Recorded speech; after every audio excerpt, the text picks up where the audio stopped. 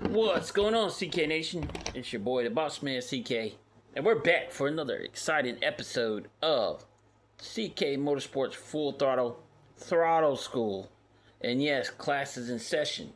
So, have you ever watched a NASCAR race and seen a car spin backwards at nearly 200 miles per hour?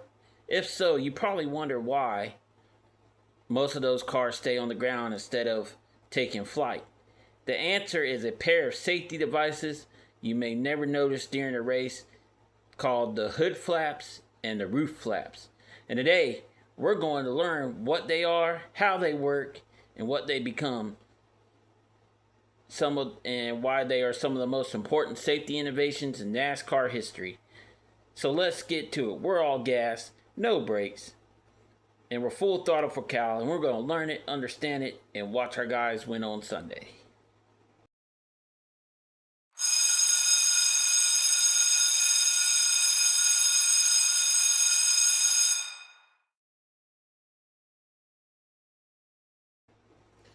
Alrighty, so hood flaps and roof flaps are spring-loaded panels built into a body of a NASCAR. For example, I have a die-cast right here. I can show you. As you can see, these right here, this one will cooperate with me. This right here, these are what they call, there's two of them, is the roof flap. This right here, these little squares right here, they don't come up on this die-cast, but they are what they call the hood flaps. Normally, they're complete flush with the body and almost impossible to notice. Like I said, the roof flaps are located on the roof. The hood flaps are located on the hood. During normal racing, these flaps stay closed and virtually have no effect on the car's performance. To understand why NASCAR developed these devices, we have to go back several decades. When a stock car spins backwards at a high speed, the airflow over the body changes dramatically. Instead of pushing the car down into the racetrack, the car can actually get underneath and lift it up. So if a car is running like this and it starts spinning, it slowly get lifted up like this, like slowly start coming up off the ground. That turns the race car into something NASCAR never wants it to become, an airplane. During the 80s and the 90s, several terrifying crashes involved cars becoming airborne. NASCAR engineers knew they needed a solution. So, how did the roof flap work? Well, like I said, when a car spins sideways or backwards, airflow begins moving across the roof in the opposite direction from normal. As air pressure builds beneath the roof flaps, they automatically pop open. So, as you can see, when I turn the car upside down, the roof flaps open. But the way they have them now, which I'll have pictures posted up here as well, which you probably can see one as I posted it.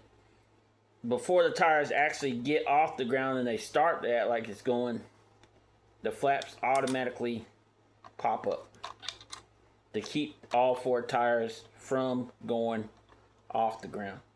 Then at the same point too, while these are popped up, these ones will as well, which I showed you.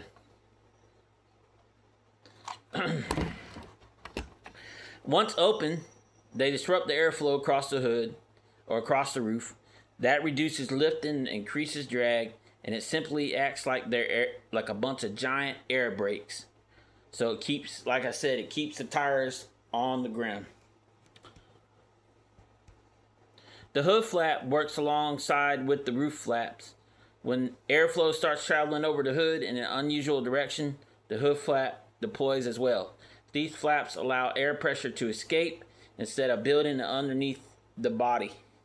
By releasing the pressure, they can help keep the front of the car planted on the racetrack. The goal isn't necessarily to stop every airborne crash. The goal is to make it much harder for the car to lift off the ground. Because let's be real, no matter what we do, no matter what safety procedures they use, we're always going to have a car once in a while that's going to flip and roll. I mean, we had 2 this year so far in O'Reilly's where they went up and rolled. So, I mean, it's going to happen. Now, here's the important point. Fans sometimes ask, if the flaps are designed to stop cars from flying, why do we still occasionally see flips? The answer is simple. The flaps are incredibly effective, but they're not magic. At super speedways like Daytona, Talladega, cars are traveling nearly 200 miles an hour. If a spinning car gets hit by another vehicle, catches air at the right angle, or lifts off the banking, the forces involved can be enormous. The flaps greatly reduce the chances of becoming airborne, but they cannot eliminate every possibility. Over the years, NASCAR has continued to improve roof flap technology. Modern Cup Series cars feature multiple flap designs that deploy faster and create more drag than earlier generations. Engineers are constantly looking for ways to improve safety while maintaining competitive racing. So, as we wrap up class, what did we learn today?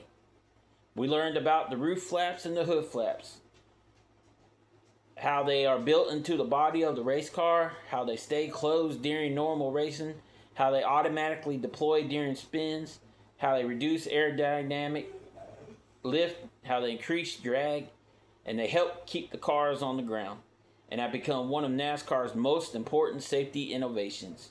So, the next time you see a NASCAR car spin at a speed, watch closely.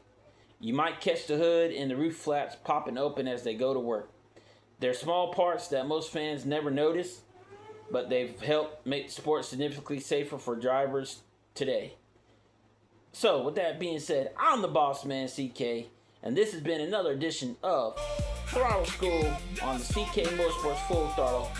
Classes now dismissed, and remember, we're always all gas, no brakes, full throttle for Kyle.